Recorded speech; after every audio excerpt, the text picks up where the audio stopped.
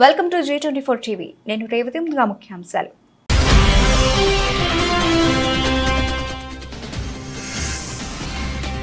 తెల్ల ration card కోసం ఎదురు చూస్తున్న ప్రజలకు తెలంగాణ ప్రభుత్వం శుభవార్త. అర్హులందరికీ తెల్ల రేషన్ కార్డులు మంజూరు చేస్తామని ప్రకటించిన మంత్రి ఉత్తమ్.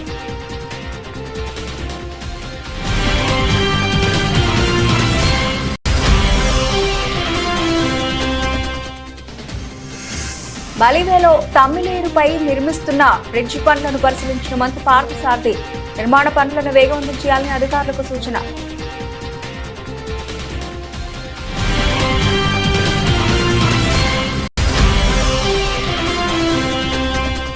సిద్దిపేట మండలంలో శ్రీ కనకదుర్గామాత విగ్రహం ప్రతిష్ఠా మహోత్సవంలో పాల్గొన్న స్థానిక ఎమ్మెల్యే హరీష్ రావు. కనకదుర్గామాత దయతో పంటలు సమృద్ధిగా పండాలని కోరినట్లు తెలిపిన మాజీ మంత్రి.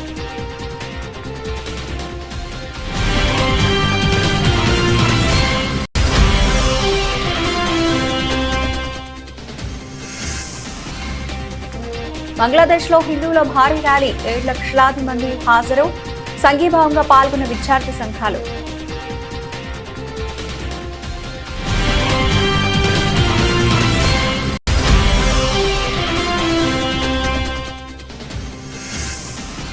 స్వర్ణం లేకుండానే ప్యారిస్ ఒలింపిక్స్ లో ముగిసిన భారత్ ప్రస్థానం. 1 రజతం 6 కాంస్యాలతో సరిపెట్టుకున్న భారత్.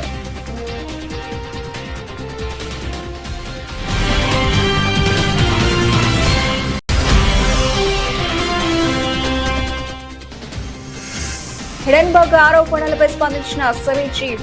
సెబీకి ఎప్పటికప్పుడు తమ ఆర్థిక అంశాల డాక్యుమెంట్లు సమర్పిస్తున్నామని స్పష్టీకరణ.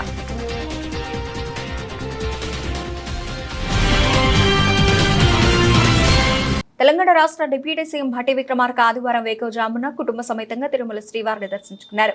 తెలుగు రాష్ట్రాలు ప్రపంచవ్యాప్తంగా తెలుగు ప్రజలపై దేవుని ఆశీస్సులు ఉండాలని, 2 రాష్ట్రాలు సుభిక్షంగా ఉండాలని కోరుకున్నట్లు ఆయన తెలిపారు.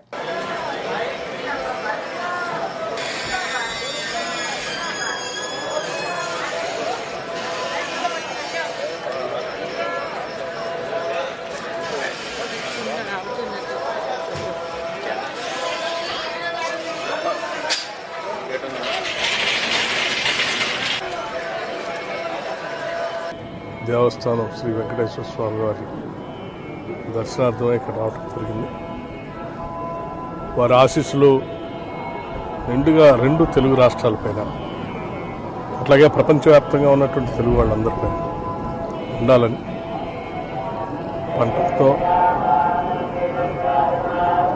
అట్లాగే పాడి పంటలతో 2 రాష్ట్రాలు కూడా ఎటువంటి కరువు కాటకాలు లేకుండా సుభిక్షంగా ఉండాలని ఆశీర్వదించవలసిందిగా వారు వేడుకుంటున్నారు. ఏళ్లుగా తెల్ల రేషన్ కార్డు కోసం ఎదురు చూస్తున్న ప్రజలకు తెలంగాణ ప్రభుత్వం శుభవార్త చెప్పింది. రేషన్ కార్డుల జారీ ప్రక్రియను వేగవంతంగా చేసింది. అర్హులందరికీ తెల్ల రేషన్ కార్డులు మంజూరు చేస్తామని ప్రకటించిన రాష్ట్ర ప్రభుత్వం ఆ దిశగా అడుగులు వేస్తోంది. తాజాగా ఇదే అంశంపై రాష్ట్ర కేబినెట్ సబ్ కమిటీ భేటీ అయింది. మంత్రి ఉత్తమ్ కుమార్ రెడ్డి అధ్యక్షతన జరిగిన ఈ సమావేశంలో ఇతర మంత్రులు, సంబంధిత శాఖ అధికారులు హాజరయ్యారు. రేషన్ కార్డుల జారీపై కీలక కామెంట్లు చేశారు ఉత్తమ్. అలాగే రాష్ట్రంలో అర్హులైన ప్రజలందరికీ తెల్ల రేషన్ కార్డు జారీ చేస్తామని రాష్ట్ర పౌర సరఫరాల శాఖ మంత్రి ఉత్తమ్ కుమార్ రెడ్డి తెలిపారు.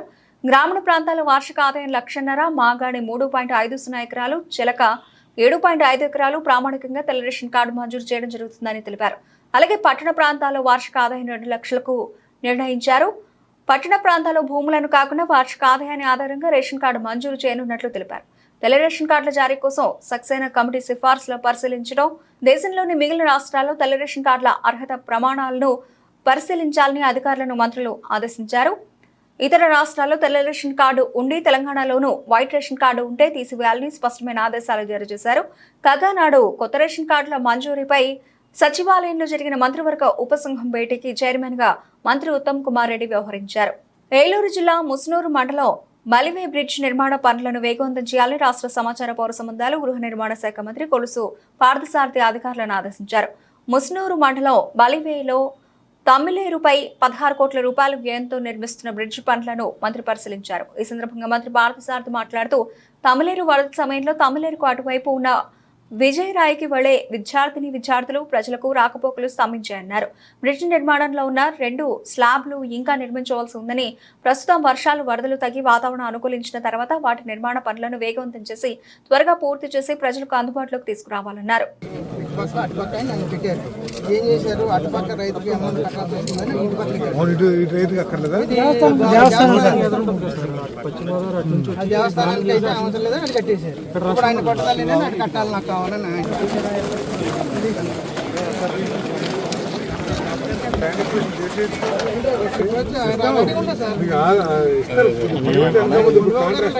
కాంట్రాక్టులు చేస్తున్నారు, వీళ్ళకి డబ్బులు రేపు వెళ్ళి పడిపోతే సంవత్సరం కూడా ఆగుతున్నారు.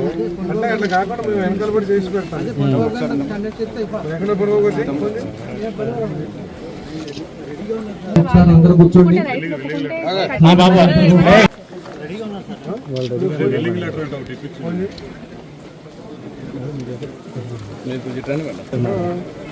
ముందుకు అయిపోతే పిల్లలకు ఉపయోగం ఉంది. మన సైడ్ ఇటుపకంటే అక్విజిషన్ అయిపోయింది. అక్కడ ఒకటే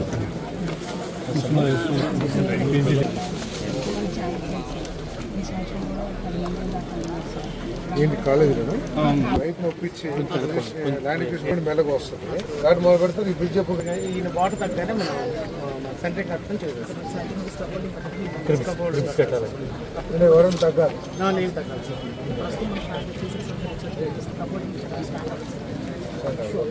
ఇప్పుడు అప్పుడు దాకా మీరు ఏమైనా ఇది పెట్టకూడదు, బెయిలీ లాగా నో బైక్ పిల్లలకి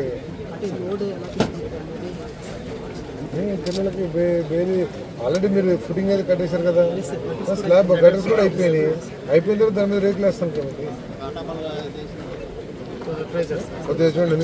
పిల్లలు బాగా ఇబ్బంది పడుతున్నారు. నెంబర్ 1 తెలంగాణ రాష్ట్రంలో కనకదుర్గ మాత దయతో పంటలు సమృద్ధిగా పండాలని కోరినట్లు మాజీ మంత్రి ఎమ్మెల్యే హరీష్ రావు తెలిపారు.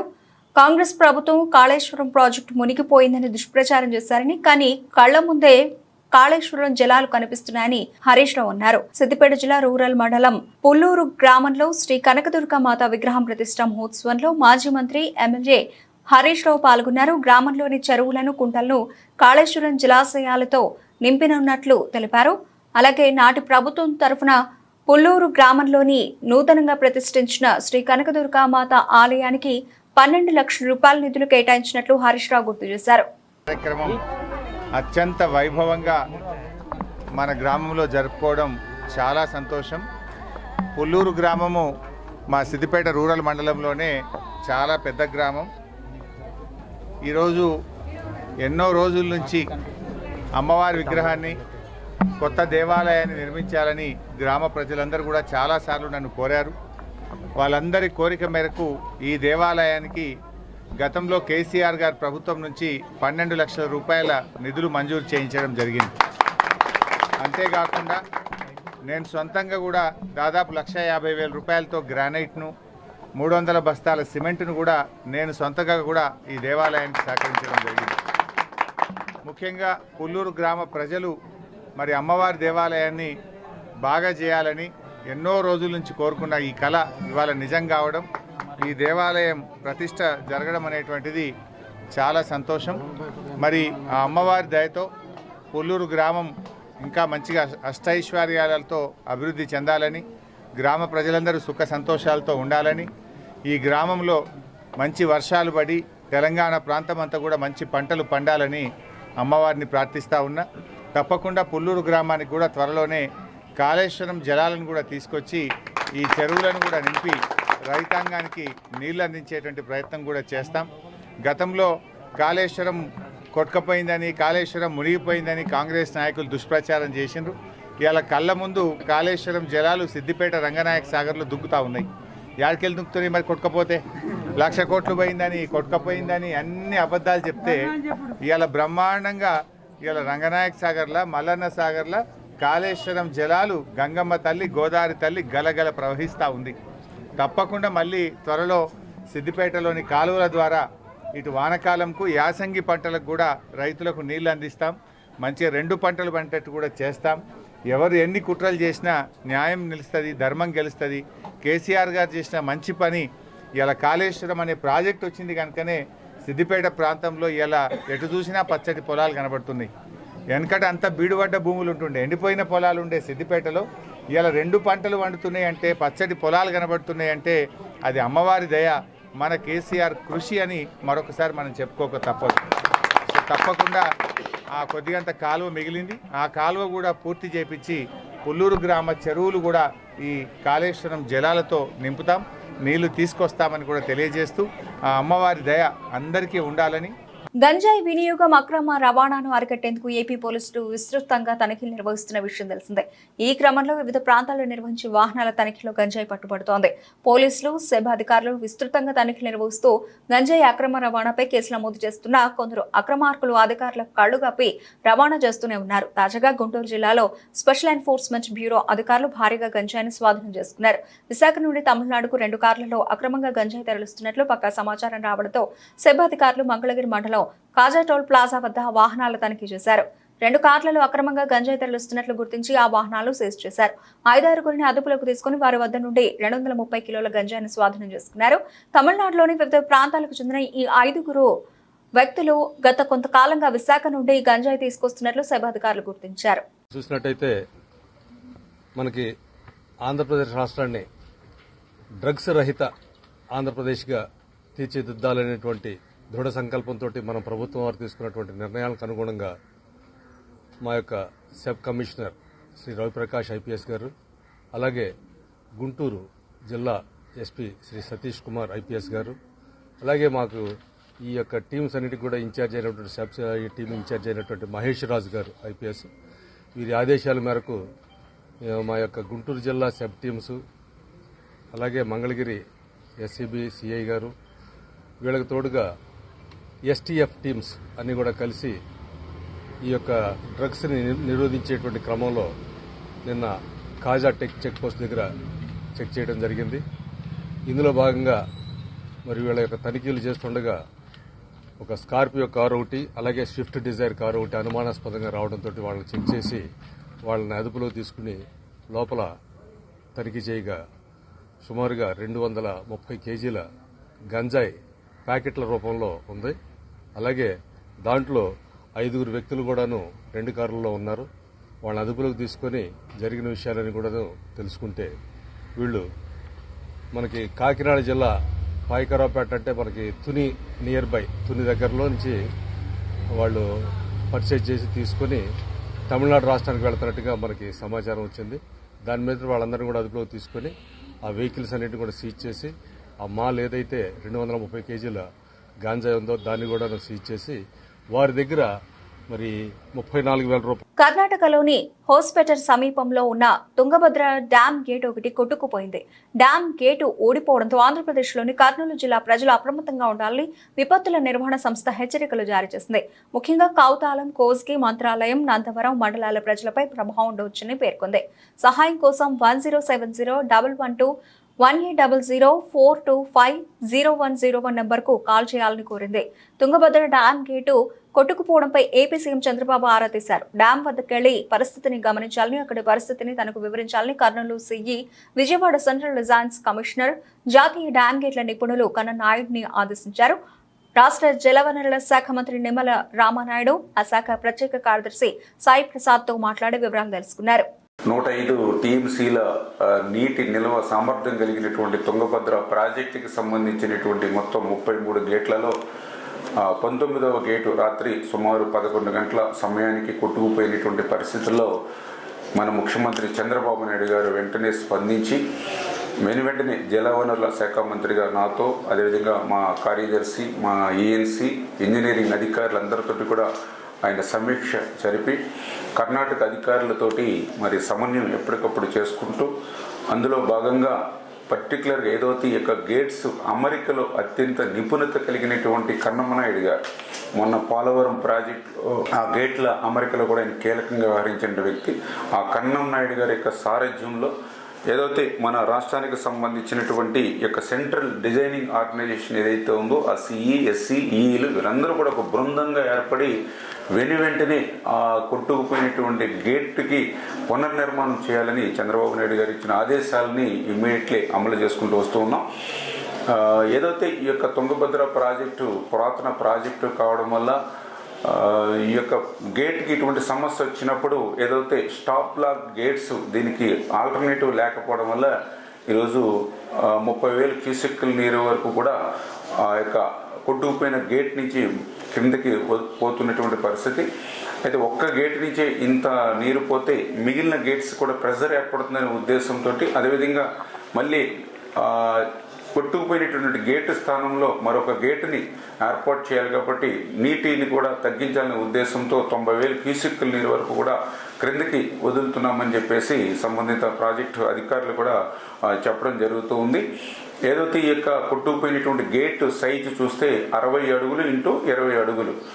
అయితే అంత గేట్ని మనం ఇమీడియట్లీ స్టాప్ లాక్ గేట్గా మనం తయారు చేసి పెట్టలేం కాబట్టి దాన్ని ఇప్పుడు 60 ఇంటూ 4 అడుగులు అంటే 5 గేట్లుగా చేసి ఆ స్టాప్ లాక్ గేట్స్ గా దానికి ఆల్టర్నేటివ్ గా అరేంజ్ చేసి సదాశివపేట మండలం పొట్టిపల్లి గ్రామంలో శనివారం సాయంత్రం జిల్లా అధ్యక్షులు గోదావరి అంజిరెడ్డి ఆదేశాల మేరకు కిసాన్ మోర్చా అధ్యక్షుడు రాజేందర్ రెడ్డి అధ్యక్షతన రచ్చబండ కార్యక్రమం నిర్వహించారు. కార్యక్రమంలో ముఖ్య అతిథిగా రాష్ట్ర ప్రధాన కార్యదర్శి ప్రేమేందర్ రెడ్డి హాజరై రుణమాఫీ కాని రైతుల వివరాలతో పాటు వారి సంతకాలను సేకరించారు. ఈ సందర్భంగా ప్రేమేందర్ రెడ్డి మాట్లాడుతూ రాష్ట్ర ప్రభుత్వం రైతులకు రుణమాఫీ చేస్తుందని చెబుతూ సగానికి పైగా రైతులకు రుణమాఫీ చేయకపోవడం దారుణమని, రైతుల సమస్యలపై బీజేపీ పార్టీ అండగా ఉంటుందని రచ్చబండ కార్యక్రమం ద్వారా రైతుల సమస్యలను తెలుసుకుని పరిష్కరించేందుకు రాష్ట్ర ప్రభుత్వంపై ఒత్తిడి తీసుకొస్తామని అన్నారు.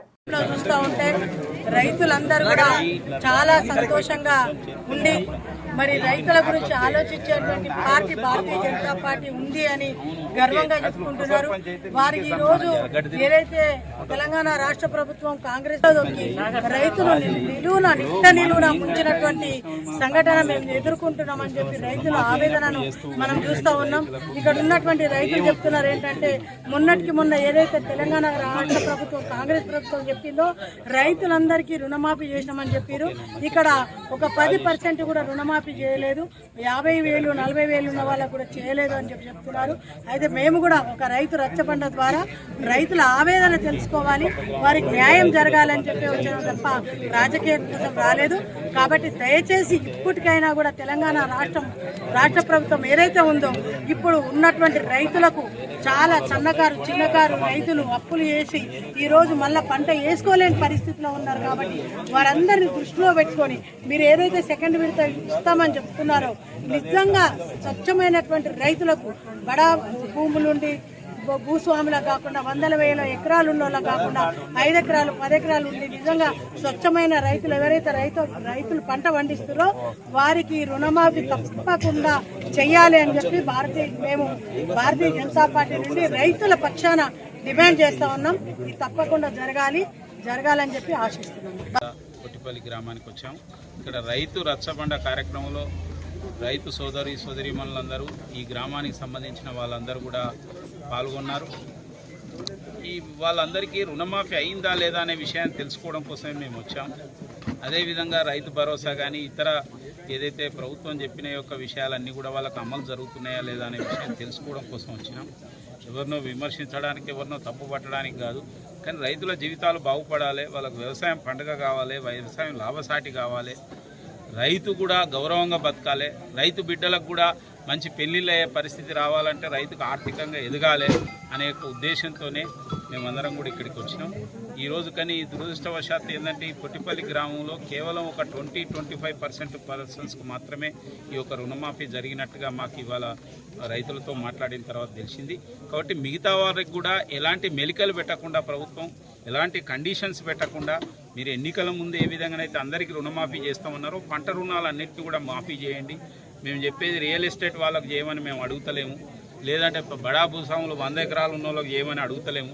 చిన్న సన్నకారు రైతులు 3 ఎకరాలు 4 ఎకరాలు 5 ఎకరాలు 10 ఎకరాలు ఉన్నోళ్ళు చిన్న వాళ్ళు ఎంతో కష్టపడి రుణాలు చేసిండ్రు, అప్పులు చేసిండ్రు. ఆ అప్పులు నెరవేరక వడ్డీలు అయిపోతున్నాయి. బ్యాంకులలో ఇబ్బందికరమైన పరిస్థితి, మళ్ళీ బయట అప్పు పుట్టే పరిస్థితి లేదు. కాబట్టి ప్రభుత్వం చెప్పిన విధంగా తప్పక వాటిని అన్నింటినీ రుణమాఫీ చేయాలని. విజయవాడ నగరం నటి నడిబొడ్డున అంబేద్కర్ స్మృతి వనంలో అంబేద్కర్ 125 అడుగుల కాంస్య విగ్రహాన్ని ధ్వంసం చేయడానికి ప్రయత్నించి చివరకు జగన్మోహన్ రెడ్డి పేరు గల అక్షరాలను ధ్వంసం చేశారని, ఇది పిరికి పందుల చర్య అని పలువురు వైసీపీ శ్రేణులు ధ్వజమెత్తారు. ప్రకాశం జిల్లా ఎర్రగొండపాలెం పట్టణంలో వైసీపీ రాష్ట్ర పార్టీ ఇచ్చిన పిలుపులో భాగంగా ఇక్కడి వైసీపీ శ్రేణులు కొవ్వొత్తులతో ప్రదర్శన చేశారు. ముందుగా పట్టణ కూడలిలోని అంబేద్కర్ విగ్రహానికి పాలాభిషేకం చేసి కొవ్వొత్తులతో నిరసన తెలిపారు. ఈ సందర్భంగా పలువురు మాట్లాడుతూ విజయవాడలోని అంబేద్కర్ మహాశిల్పాన్ని కక్షపూర్తంగా నామఫలకంలోని అక్షరాలను ధ్వంసం చేయడం హేయమన్నారు. స్వార్థ రాజకీయాలలో భాగంగా గత 50 రోజులుగా రాష్ట్రంలో వైసీపీపై దౌర్జన్యకాండ సాగిస్తూ ఉన్న ఇంకా కక్ష తీరక ఇలాంటి మహానుభావుల విగ్రహాలను కూడా రాజకీయాల్లోకి లాగడం దుర్మార్గమైన చర్యగా పలువురు విమర్శించారు.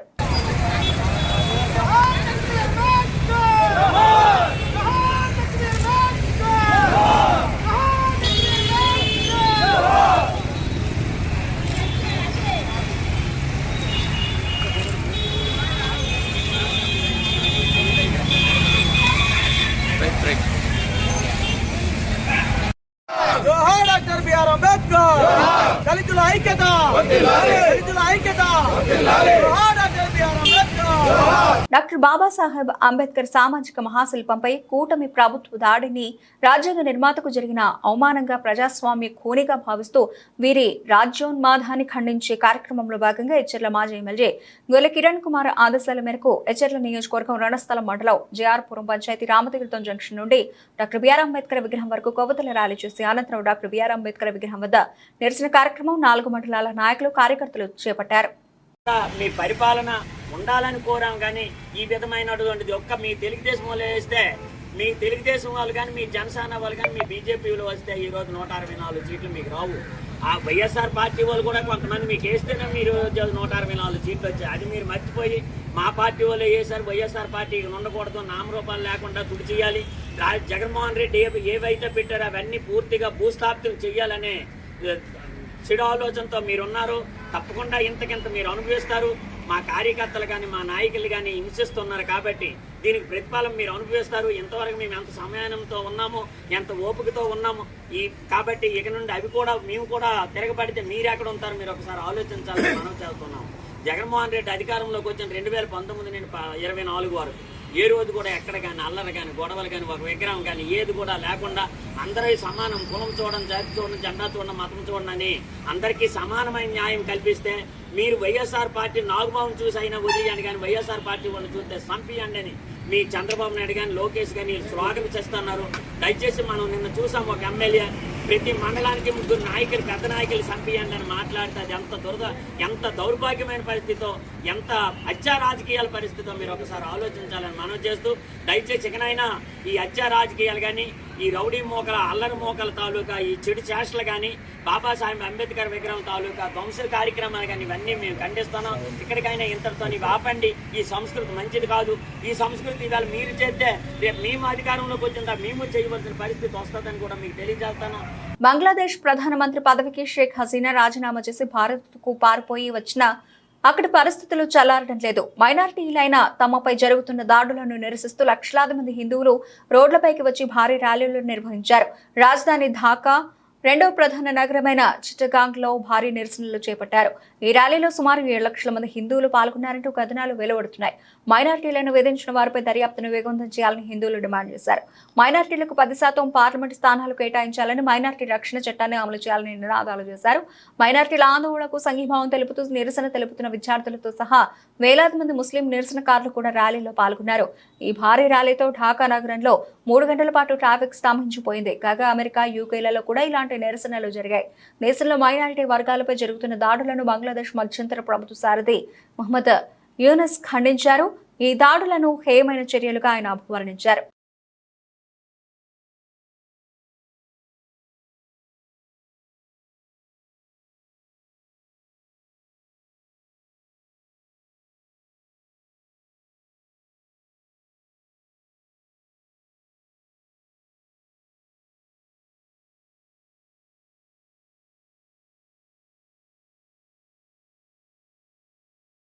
పారిస్ ఒలింపిక్స్ 2024లో భారత్ ప్రస్థానం ముగిసింది. నిన్న రెజ్లర్ రితికా హుడా మ్యాచ్ ను చేజార్చుకుని పోటీ నుంచి నిష్క్రమించడంతో భారత అథ్లెట్లు ఆడాల్సిన అన్ని క్రీడలు ముగిశాయి. దీంతో ఈ ఒలింపిక్స్ లో స్వర్ణం లేకుండానే భారత్ తిరుగుముఖం పట్టినట్టు అయింది. ఒక రజతం 5 కాంస్యాలు మాత్రమే సాధించడంతో పతకాల పట్టికలో బాగా వెనుకబడింది. ప్రస్తుతానికి 70వ స్థానంలో నిలిచింది. అయితే చివరి రోజైన ఆదివారం పలు ముఖ్యమైన ఈవెంట్లు జరగనున్నాయి. అన్ని క్రీడలు పూర్తయ్యేసరికి భారత స్థానం మరింత దిగజారే అవకాశాలు ఉన్నాయి. కాగా 2020 టోక్యో ఒలింపిక్ గేమ్స్ లో భారత్ 7 పతకాలను సాధించిన విషయం తెలిసిందే. కాగా పారిస్ ఒలింపిక్ గేమ్స్ ఇవాళ ముగియనున్నాయి. నేటి షెడ్యూల్ ప్రకారం మ్యాచ్లు పూర్తయిన తర్వాత ముగింపు వేడుకలను నిర్వహించనున్నారు. ఇందుకోసం ఇప్పటికే ఏర్పాట్లు పూర్తయ్యాయి. కాగా మహిళల 50 కేజీల విభాగంలో స్టార్ రెజ్లర్ వినేష్ ఫోగట్ రజత పథకం కోసం చేసుకున్న అప్పీల్ ప్రస్తుతం పెండింగ్ లో ఉంది. సెమీఫైనల్లో విజయం సాధించిన ఆమె 100 గ్రాములు ఎక్కువ బరువు ఉండడంతో ఫైనల్ ఆడకుండా అనర్హత వేడివేశారు. దీంతో రజతం కోసం అప్పీల్ చేయగా ఈ విషయం ప్రస్తుతం CAS పరిధిలో ఉంది. ఆగస్టు 13న నిర్ణయం వెలువడనుంది. అదానీ సంస్థలకు సంబంధించి ఆఫ్-4 ఫండ్లలో సెబీ చైర్పర్సన్ మానవి పొరిబచ్ ఆమె భర్తకు వాటాలు ఉన్నాయని అమెరికా షార్ట్ సెల్లర్ హిడెన్బర్గ్ ఆరోపించడం సంచలనంగా మారింది. ఈ ఆరోపణలను పొరిబచ్ దంపతులు నిర్ద్వందంగా తోసిపుచ్చారు. ఈ మేరకు తాజాగా ఒక ప్రకటన విడుదల చేశారు. ఇది తమ వ్యక్తిత్వ హననానికి జరుగుతున్న ప్రయత్నమని ఆగ్రహం వ్యక్తం చేశారు. హిడెన్బర్గ్ ఆరోపణలు నిరాధారమని, వాటిలో నిజం లేదని స్పష్టం చేశారు. తమ ఆర్థిక వ్యవహారాలన్నీ తెరిచిన పుస్తకమేనని పొరిబచ్ దంపతులు వ్యాఖ్యానించారు. తమ ఆర్థిక అంశాలకు సంబంధించి సెబీకి కొన్నేళ్లుగా అన్ని వివరాలు సమర్పిస్తున్నామని వెల్లడించారు. భవిష్యత్తులో కూడా ఈ వివరాలను సంబంధిత అధికారులకు అడిగిన వెంటనే అప్పగించేందుకు వెనకాడబోమని పేర్కొన్నారు. తాము ప్రైవేటు వ్యక్తులుగా ఉన్నప్పటికీ ఆర్థిక లావాదేవీల డాక్యుమెంట్లు సమర్పించేందుకు సిద్ధమని ప్రకటించారు. బులెటిన్ ముగించే ముందు హెడ్లైన్స్ మరోసారి.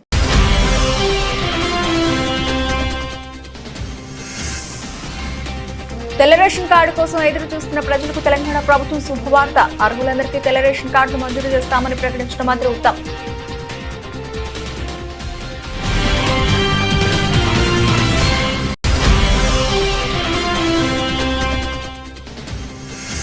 బలివేలో తమ్మిలేరుపై నిర్మిస్తున్న బ్రిడ్జి పనులను పరిశీలించిన మంత్రి పార్థసారథి. నిర్మాణ పనులను వేగవంతం చేయాలని అధికారులకు సూచన.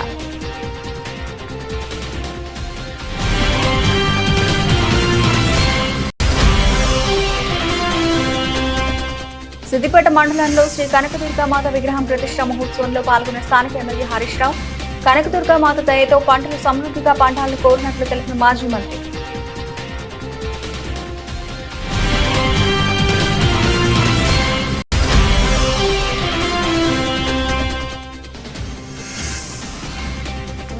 బంగ్లాదేశ్ లో హిందువుల భారీ ర్యాలీ. 7 లక్షలాది మంది హాజరు.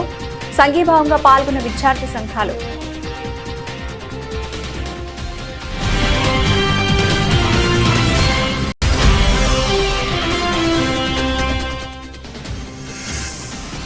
స్వర్ణం లేకుండానే పారిస్ ఒలింపిక్స్ లో ముగిసిన భారత్ ప్రస్థానం. ఒక రజతం 6 కాంస్యాలతో సరిపెట్టుకున్న భారత్.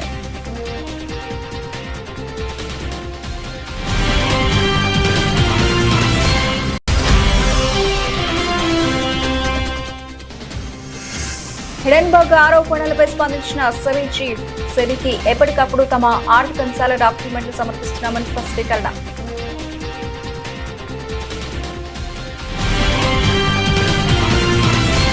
ఇవి ఇప్పటివరకు నవల్సిన అప్డేట్స్. మరిన్ని అప్డేట్స్ తో మళ్ళీ కలుద్దాం. అంతవరకు సెలవు. నమస్తే.